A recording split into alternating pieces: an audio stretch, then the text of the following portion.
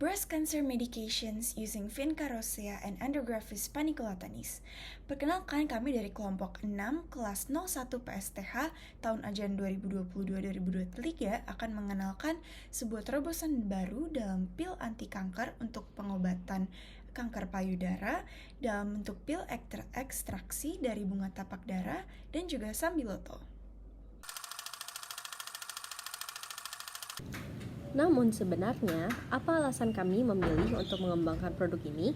Pertama-tama akan dibahas mengenai kasus kanker payudara di Indonesia. Jadi, berdasarkan data Global Cancer Observatory, pada tahun 2020 sendiri tercatat ada 396.914 kasus kanker yang menyerang penduduk Indonesia. Di antara kasus tersebut, setidaknya terdapat 16,6% kasus kanker payudara. Angka kematian kanker payudara sendiri cukup tinggi, di mana mencapai 22.000 jiwa. Hal tersebut menjadikan Indonesia di urutan pertama penyebab kematian wanita akibat kanker payudara. Nah, kami sendiri ingin mengembangkan produk yang berasal dari tanaman yang mudah ditemukan di Indonesia. Kami akhirnya menemukan 2 tanaman yang memiliki potensi. Yang pertama ada sambiloto dan yang kedua ada tapak dara.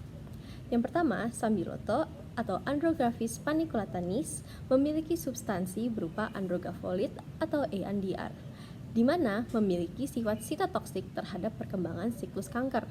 Nah, sambiloto sendiri sudah tak asing didengar karena tanamannya tumbuh dan berkembang dengan baik di Indonesia, khususnya di Pulau Jawa, Madura, dan Bawean. Tapak dara atau Vinca rosea memiliki substansi bernama Vinca alkaloids, di mana bersifat sitotoksik terhadap mikrotubulus. Nah, Vinca alkaloid sendiri memiliki 4 jenis. Yang pertama ada vinblastin atau VBL, yang kedua ada vinoreblin atau VRL, dan yang ketiga ada vincristin atau VCR, dan yang keempat ada vindesin atau VDS. Tanaman ini sebenarnya berasal dari Madagaskar, namun telah menyebar dan berkembang di Indonesia. Dengan potensi yang dimiliki oleh kedua tanaman tersebut, kami memutuskan untuk mengekstrak kandungannya agar mampu melawan sel kanker dengan tepat. Produk kami ini juga memiliki secara saintifik beberapa metode, yaitu salah satunya ada metode ekstraksi, yaitu di mana tanaman dicampur dengan air asam, kemudian direndam, disaring, dan disesuaikan dengan alkalensi dengan alkalinya. Untuk ekstraksinya juga bakal dilakukan pada kloroform untuk mendapatkan fase kloroform dan juga regeneran padat yang berupa air asam itu kembali. Nah, nanti air asamnya bakal dikembalikan kemudian menjadi alkalensi dan juga melibatkan ekstrak kloroform yang tadi untuk mendapatkan alkaloid kasarnya. Alkaloid kasarnya juga akan dilarutkan dengan air asam lagi dan dipindahkan ke alkalensi dan disentrifugasi untuk mengampalkan sedimen yang lebih rendah. Nah, untuk sedimennya sendiri nanti akan dikeringkan dan mendapatkan arakin changchun yang dipisahkan untuk mendapatkan vincristin dan vinblastin melalui kromatografi kolom alumino. Kemudian dilakukan filtrat sentrifugal untuk ekstraksi kloroformnya yang kemudian dipekatkan di bawah tekanan tereduksi dan resin berpori makro digunakan untuk memisahkan kataranin dan vindolin. Pada metode kedua yaitu penggabungan dari mixture kedua hasil, yaitu hasil ekstrak vinblastin dan vincristin dari tapak dara dan juga sambiloto yang akan dilakukan pencampuran menggunakan mesin. Rekayasa bahan sendiri akan dilakukan dengan penggabungan hasil dari kedua tanaman, yaitu berupa ekstraknya.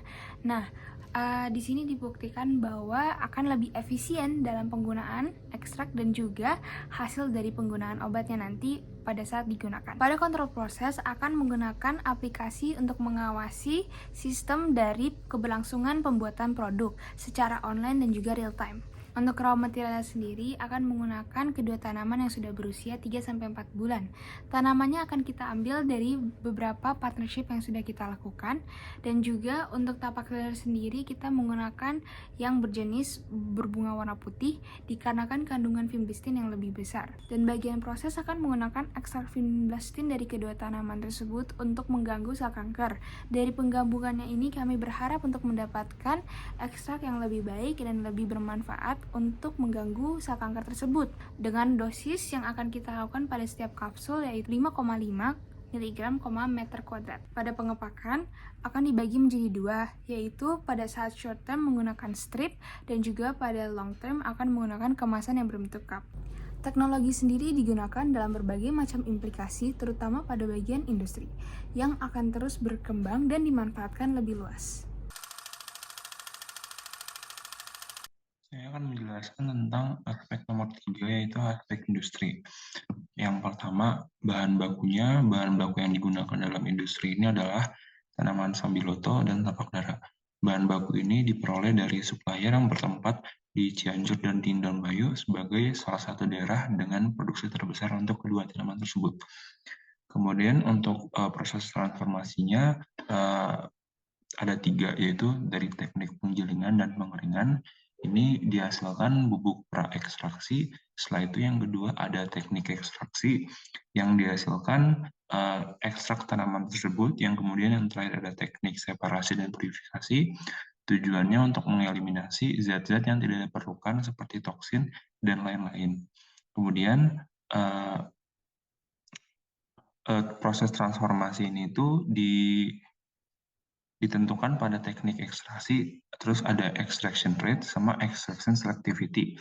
Teknik ekstraksi itu ada banyak, tapi pada industri ini yang digunakan untuk teknik ekstraksi Andrographolidae adalah MAE atau Microwave Assisted Extraction. Kemudian teknik ekstraksi untuk vinyl colloid adalah NPCE atau Negative Pressure Captivation Extraction.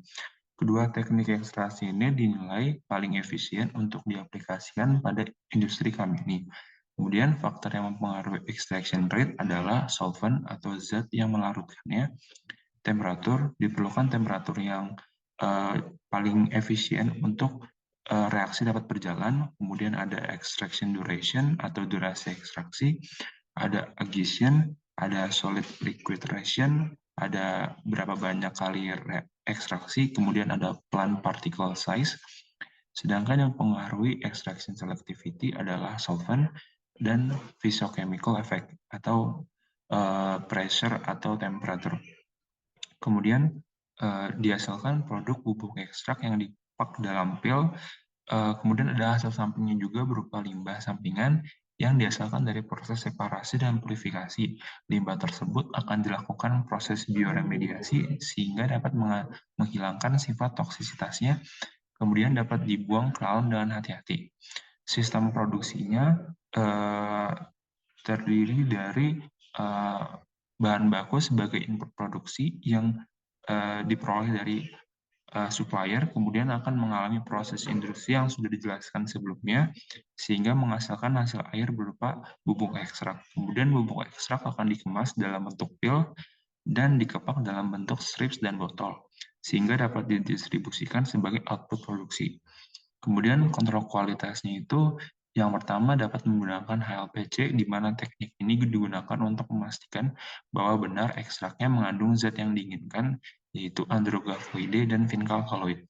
Selain itu, teknik yang digunakan juga dengan uji pada hewan, serta kontrol kualitas dengan memastikan tidak adanya pertumbuhan mikroba atau mikrobiologis pada obat. Kemudian distribusinya dibagi jadi 3 tahap, distribusi praproduksi di mana dilakukan penerimaan bahan baku dari supplier, kemudian distribusi produksi di mana tahap-tahap produksi memerlukan pemindahan produk tiap tahap ke alat-alat berbeda dalam pabrik. Kemudian distribusi hasil produksi atau pasca produksi dapat dilakukan dengan pengiriman obat ini pada farmasi-farmasi atau rumah sakit yang memerlukan ekstrak Andrographolidae dan Vinorelbine sebagai obat anti kanker, serta dapat sebagai bahan baku industri lain untuk menghasilkan produk hasil dari ekstrak Andrographolidae dan Vinorelbine. Kemudian setelah industri, kita bakal membahas tentang manajemen, karena setelah produk dihasilkan perlu adanya manajemen produk tersebut.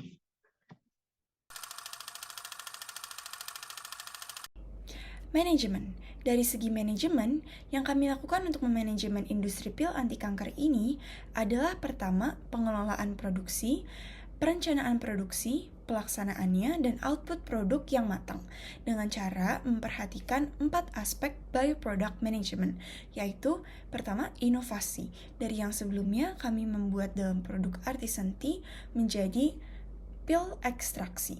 Dan kedua, kualitas. Kami akan memperhatikan kualitas dari proses ekstraksi, pemurnian, distilasi, dan pengeringannya harus merupakan hasil yang terbaik. Kemudian, aspek productivity dan juga continuity yang menjamin kualitas hasil produk pertanian dan juga kesuburan dari tanaman dan juga ketahanan pil jika disimpan dalam kondisi dan waktu yang cukup lama.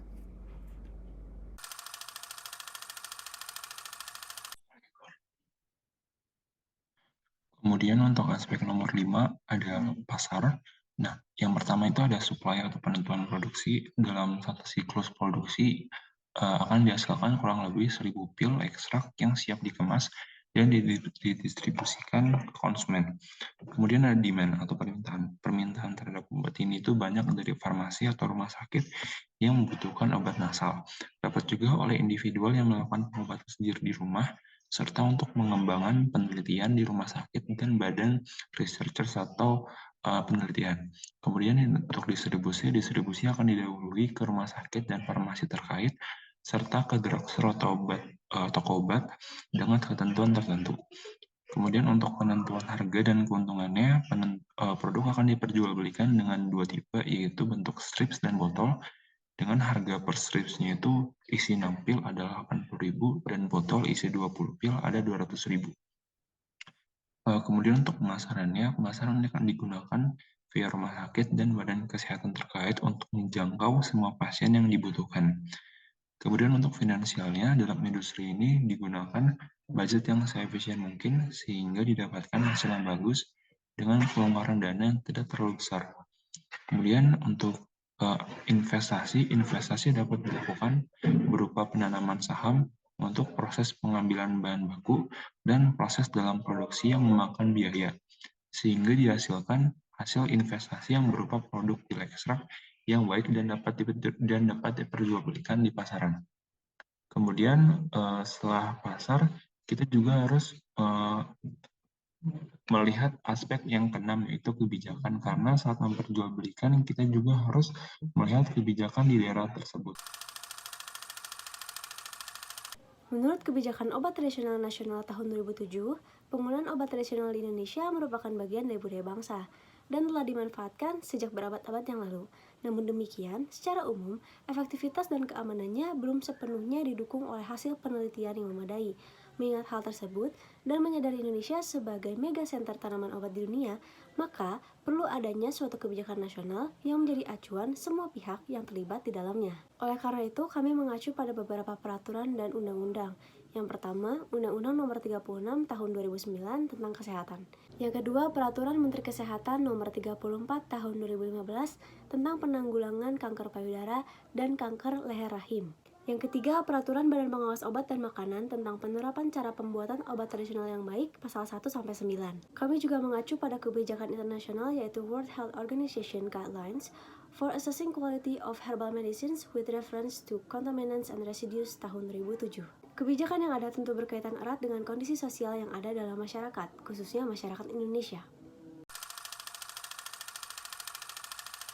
Karena sambiloto dan tapak dara sudah familiar digunakan sebagai obat-obatan herbal, khususnya di Indonesia, maka produk ini akan lebih mudah memasuki pasar karena bahan yang digunakan sudah familiar. Kemudian jika kita lihat dari tradisi konsumsinya, banyak sekali masyarakat Indonesia yang menggunakan kedua tanaman ini sebagai obat-obatan herbal seperti yang sudah dijelaskan tadi. Tetapi tidak hanya bunganya, ada beberapa bagian dari tumbuhan lain yang digunakan sebagai obat herbal, seperti batang sambiloto. Jika kita lihat dari tahun ke tahun, tren penggunaan sambiloto dan tapak dara sangatlah berbeda. Penggunaan bunga tersebut berubah dari raw consumption atau konsumsi secara langsung menjadi penggunaan ekstrak kedua bunga tersebut, misalnya lewat injeksi atau lewat kapsul. Kedua tanaman ini sudah menjadi tradisi sebagai pengobatan, misalnya sambiloto yang sudah digunakan pada abad ke-12 yang dikatakan sebagai ramuan ajaib.